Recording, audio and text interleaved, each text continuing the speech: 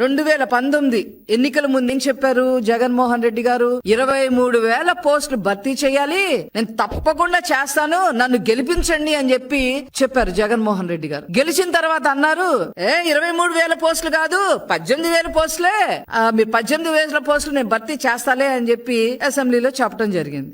ఈయన ఇలా చెబితే బొత్స సత్యనారాయణ గారు 18,000 ఏం లేవు, కేవలం 8,366 పోస్టులు మాత్రమే భర్తీ చేయాలి అని చెప్పి బొత్స సత్యనారాయణ గారు అసెంబ్లీలో క్లారిటీ ఇచ్చారు. 2024 ఎన్నికలు వీళ్ళు క్లారిటీలు ఇచ్చారు కానీ ఎక్కడ నోటిఫికేషన్ అయితే ఇవ్వాల. 2024లో ఇంకా ఒక 3 నెలల్లో ఎలక్షన్స్ జరుగుతాయనే టైంలో ఒక 6,100కి నోటిఫికేషన్ ఇచ్చారు. కానీ ఎంత భర్తీ చేశారు?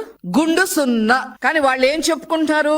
2024 డిఎస్సికి 6,100 ఇచ్చామని చెప్పి చెప్పుకుంటా ఉన్నారు. ఇంతకన్నా దారుణం ఎక్కడన్నా ఉంటదా అసలు? ఎక్కడన్నా ఉంటదా అసలు? ఇంత ఫేక్ ప్రచారాలా?